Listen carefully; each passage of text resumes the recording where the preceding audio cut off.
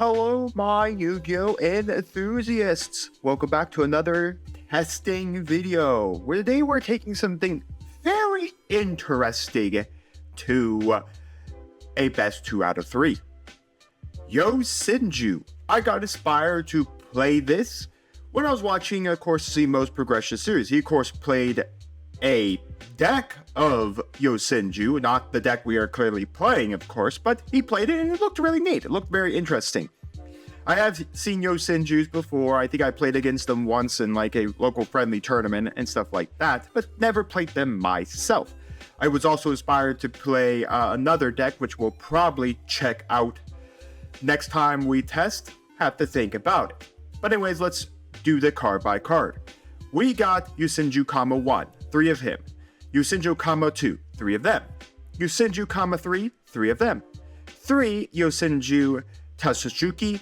For our hand traps, of course, we got 3 Ash, 3 Effect Veiler, and 3 Dimensional Shifter.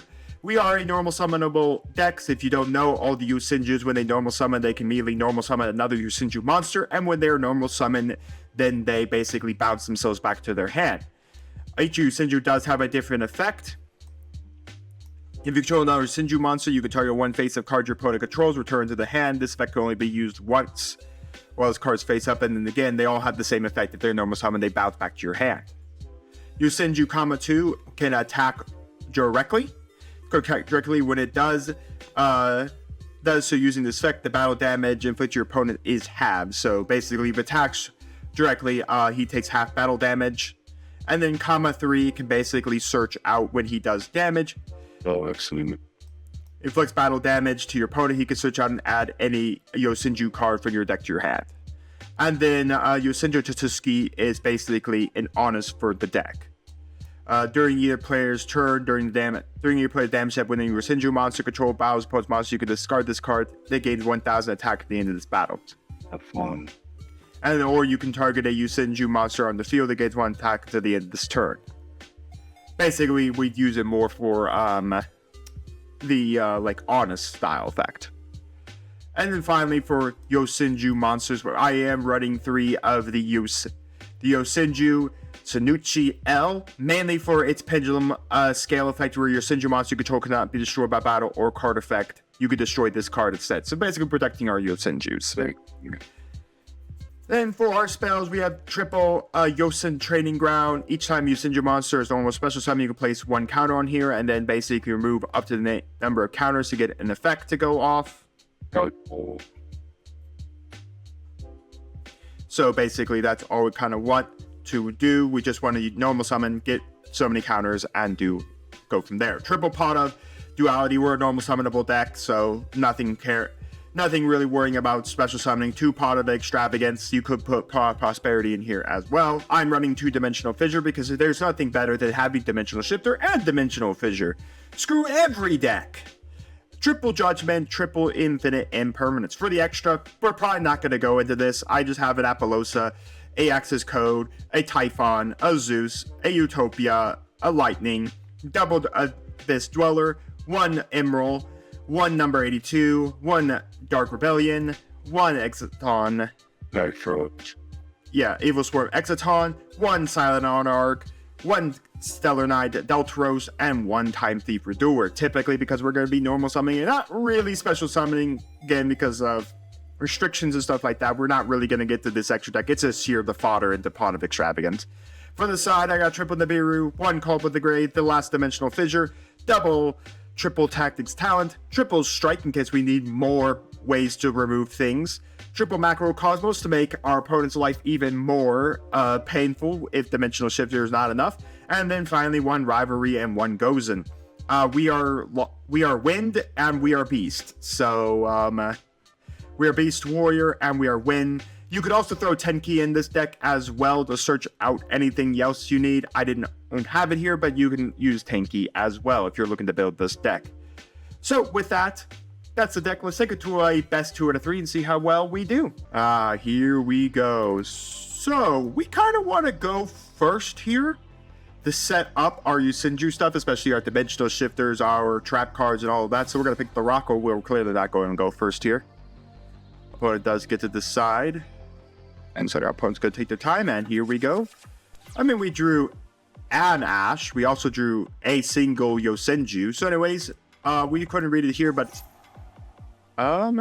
mobilized engage, yeah. I'm going to Ash that. If he's got the Call by the Grave or the Crossout Designator. Yeah, the linkage is going to hurt there.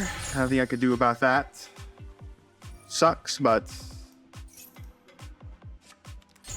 Again, Ash doesn't, even though that engage left the field, it does suck he had the link edge, because then he basically gets to still bring out a guy, but he can't resolve the first engage. Didn't look like it.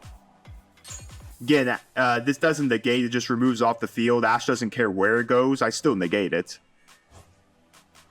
So if I remove one counter, Yosenju monsters you control gain 300 attack. 3 counters you can add Yosenju card for your deck to your grave. So you grab the Widow Anchor, he can't set it this turn. He does have the... Oh, he's going to activate? Oh, he's just waiting to put it up on the board. Okay, that makes sense. He just wants to reset it. That's a little strange, because typically you want to be a little cautious of that. Alright, we got 2 Yosenju monsters, which is pretty nice. Let's put that there. Yosen Training Grounds. Nice to see Sky Strikers, of course, here. This is still a very fun deck. It is going to matter on what the 2 cards we play. Widow Anchor can negate Yosenju, 1.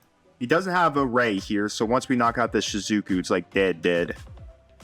So we'll normal summon Yosenju, 1. We will trigger Yosenju, 1. That will allow us to summon Yosenju, 2, unless he goes for the Widow Anchor here. Which, again, that Widow Anchor is a one-time use Widow Anchor, so it will be disappearing. Kind of a waste, in my opinion, to just burn the Widow Anchor here, because now it gets banished, so I don't get the effect here. I could burn the 1 counter. It's hilarious. You can go Typhon here during the turn after this. During the turn or after your opponent special summoned or monsters from their extra deck, you can also XYZ monsters using 1 monster you control with the highest attack. If you do, you cannot normal special summon monsters the rest of the turn. While the XYZ monster is on the field, neither player can activate the effects of monster with 300 or more attack. Once per turn, you type material from this card. Turn 1 you know what? Yeah, look, why not? Why not? Why not do this? Go battle phase. Unless your secondary card is something good. You got 2 spell cards in hand. You don't have a Ray or anything like that, so I would have searched out personally a Ray, but again, not exactly me. I would have searched out a Ray, so that way you can at least have a chance to get maybe another Shizuku or someone up on the board. Personally, like I said, that Widow Anchor was personally a waste. So anyways, we'll do this. And we'll pass the turn. He does get this Mobilize Engage off. Or the multi-roll. So I think he's going to set the Engage here so he can utilize the Engage effect. Good. Yep. No, it will kind of matter because, again, we're probably going to judge it, if I'm being honest. I just don't want him to have it, and not mention he banishes it, so he'd have to find a Sky Striker Either he's going to have to get his 1 opponent drones, find the 3 rays or 3 rows that they use in this deck. He's also got... Oh, no. That's like 13 card extra deck, but then I remember right. He's already burnt out 2 cards. Yeah, no. Alright, so it doesn't get banished here, because again, it didn't resolve. We negated activation, so... I don't know now, unless he's got another Engage in his hand that he can go into. Next turn, I'm just going to summon 2. And then just basically bounce it back and have 2 and basically force him to go for another draw. Yeah, he could set... I guess he could set Engage again. No, wait, it was negated. It wasn't activated.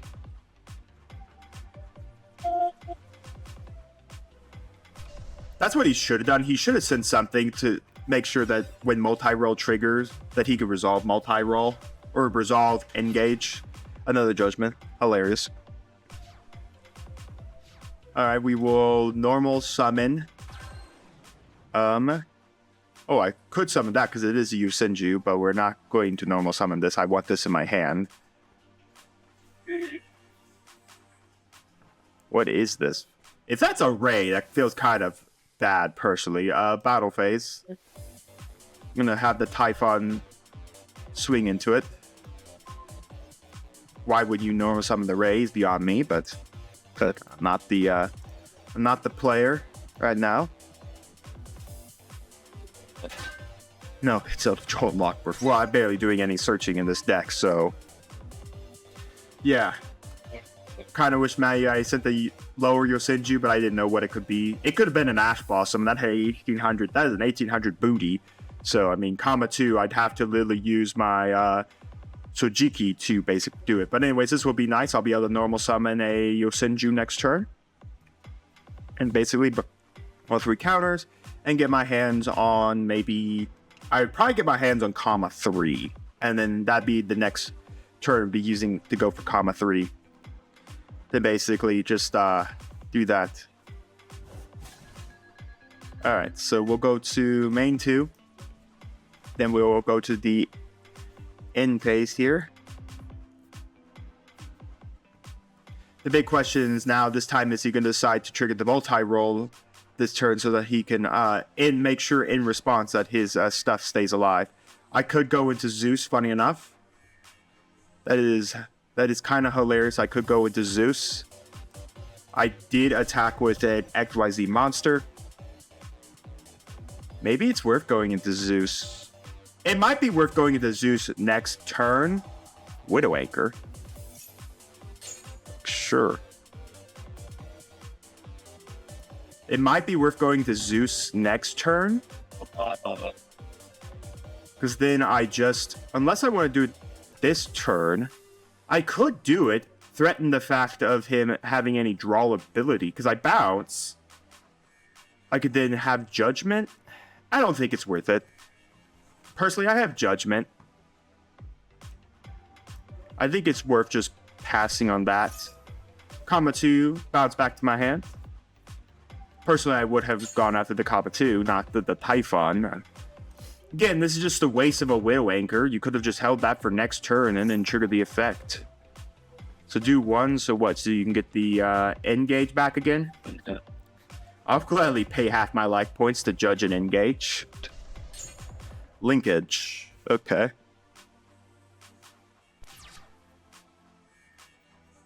Alright, now is he going to be smart enough to go for this so I don't disturb the plays of his spell cards? Called by the Grave. The Ash? Yeah, sure. He's mainly going after it prematurely to linkage. I want to hit his monster. I want to go after the monster he summons. I'll judge the monster, not the spell. So, Called by the Grave will still resolve here. It doesn't actually have to be face up on the field to physically resolve. Hayate. When Hayate goes for her effect, I'm just going to judge her. I'll take the battle damage. Nothing I can do about that. Hayate trigger. Oh, wait. Alright. Well, that's Ray. So, I mean, when he goes for Kagari, I'll just knock this out. He gets 2 sets here. They aren't going to be great. What is he going to set? A YuGiOh and a multi-roll? Yeah. Goodbye, Kagari. That also doesn't trigger Ray, because that wasn't the gate of a summon, so that can't trigger Ray there. Well, I'm not exactly sure how my opponent's going to stop me this turn. I have a 29 and 18 and 1,000, so that's 39 plus another 18. Well, he could set a YuGiOh here. He's going to need to use it. So if I do 29, basically I can get the win. So 1-0. Okay. Let's see. I think this has the battle post monster. During any phase the card was normal sound. Oh, I could return my hand. During either player's damage step, when a Yosenju monster you control battles a Poet's monster.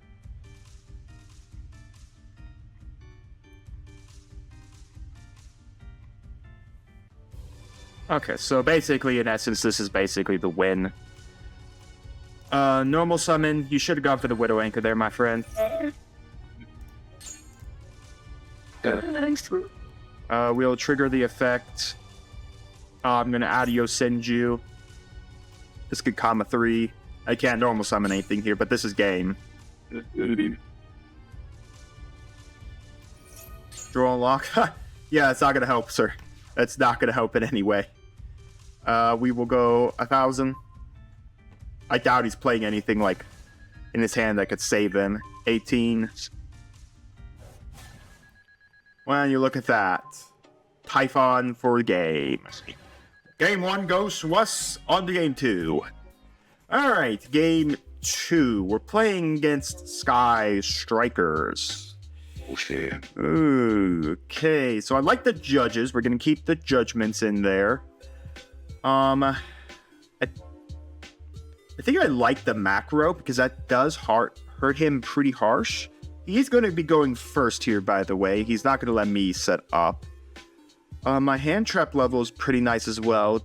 The Ash, the effect, and the shifter are really strong here. Gozen and...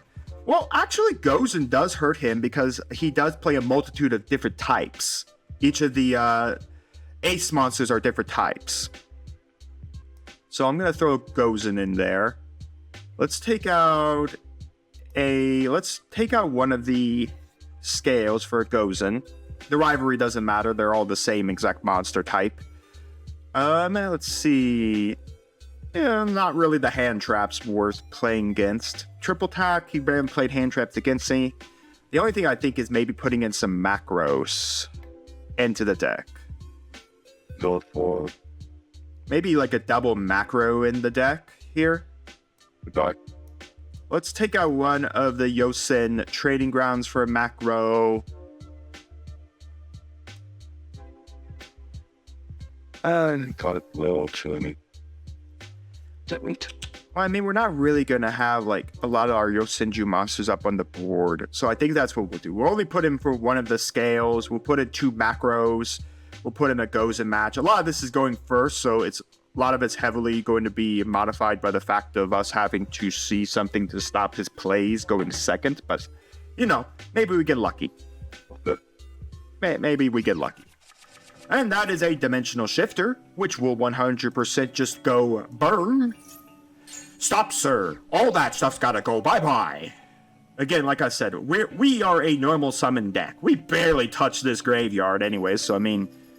Next turn, I just go Dimensional Shifter. I mean, he's literally going to lose all his monsters, so... Sure. Reasoning. Well, that all goes to the graveyard. I'm not going to ask her reasoning. We're going to name 4. That's what Ray's...